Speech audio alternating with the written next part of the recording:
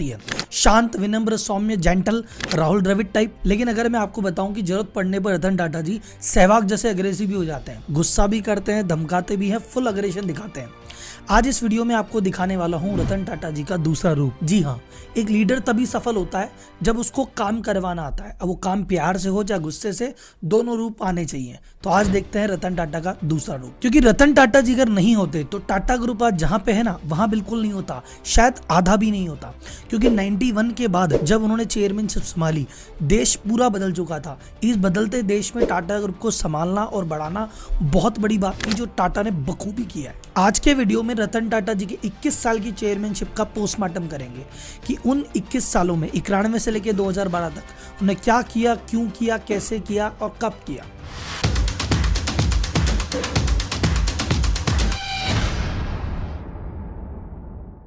रतन टाटा से पहले टाटा ग्रुप के चेयरमैन थे JRD टाटा जी, जो 53 साल तक चेयरमैन रहे। वो इकलौते ऐसे बिजनेसमैन हैं जिनको भारत रत्न मिला है। उनके अलावा आज तक किसी बिजनेसमैन को भारत रत्न अवार्ड नहीं मिला है। इन्हें भीष्म पितामह कहा जाता था भारतीय इंडस्ट्री का। जब JRD टाटा ने 1939 में चेयरमैनशिप संभाली थी, तब टाटा ग्रुप के पास मात्र 62 करोड़ की एसेट थी।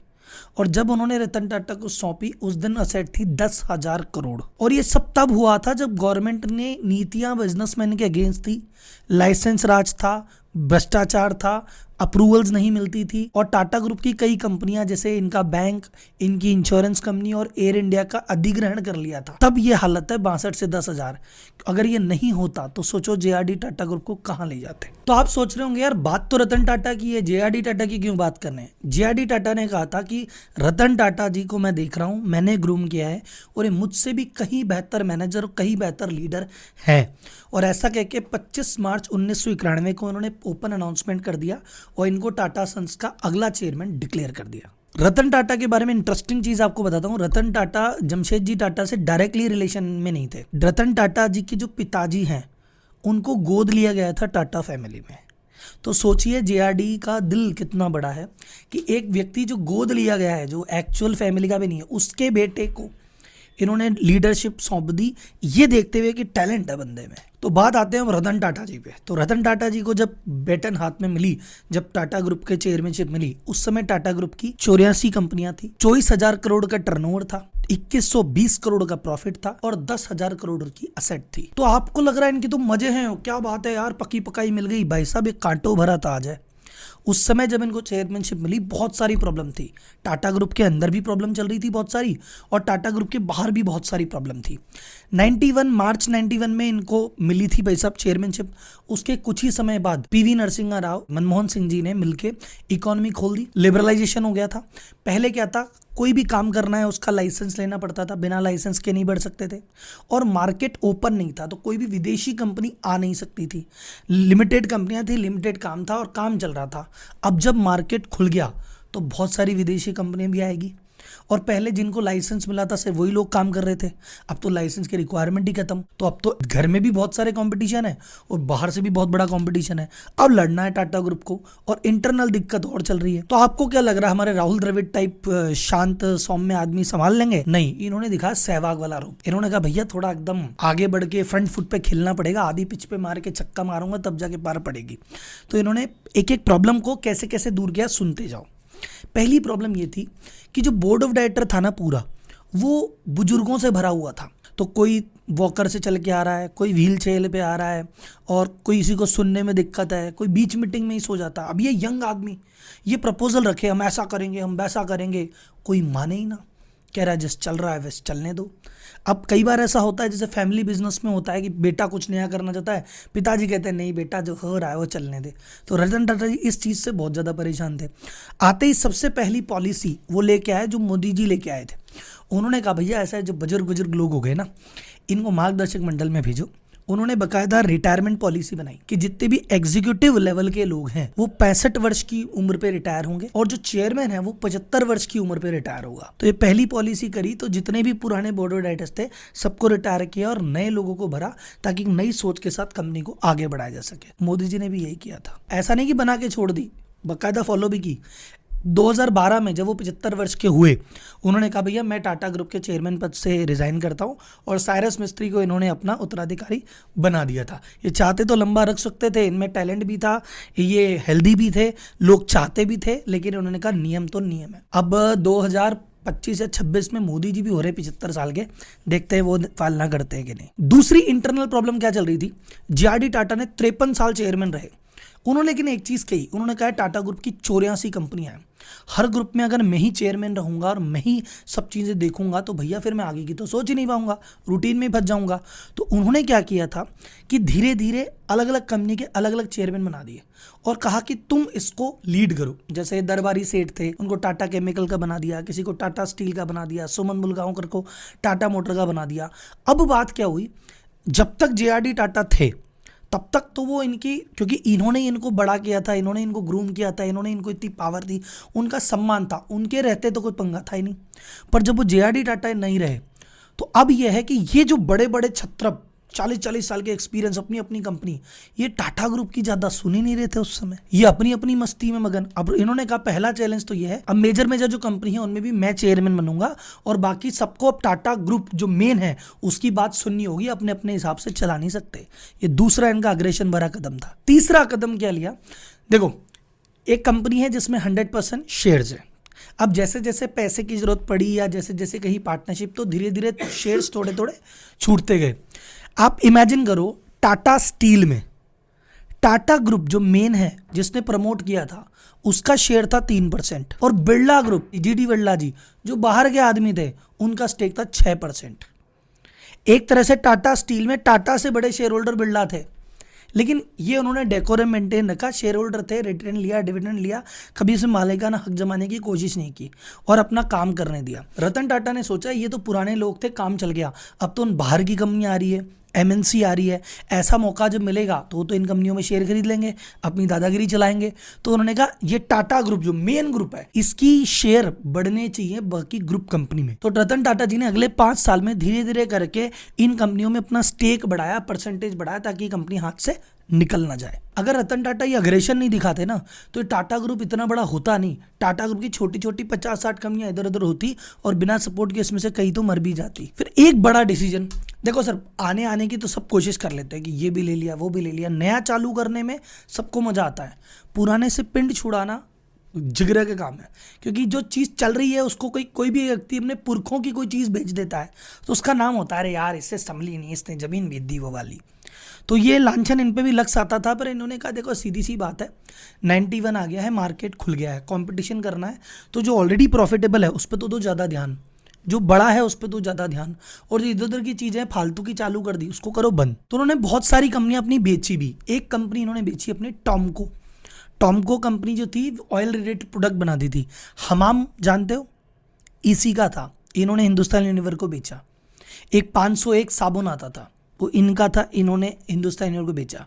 लैक्मे जो ब्यूटी कॉस्मेटिक प्रोडक्ट है ये भी टाटा का था, इन्होंने एचयूएल को बेचा। तो ये 3 ब्रांड इन्होंने एचयूएल को बेचे, थोड़ा हल्का किया, इस सेक्टर से बाहर आए। एसीसी सीमेंट जो आज एक बहुत बड़ा ग्रुप है, ये पर टाटा ने चलाया कई सालों, फिर उन्होंने रतन टाटा जी ने इसको गुजरात अंबुजा सीमेंट को बेचा। नैरोलेक पेंट जो है ये भी टाटा ग्रुप का ही था, इन्होंने फिर इसको केंजाई पेंट को बेचा। कोई सा भी ऐसा बिजनेस, टाटा ग्रुप की सीधी फिलोसफी है या तो टॉप 5 में आएंगे नहीं तो सेक्टर ही छोड़ देंगे।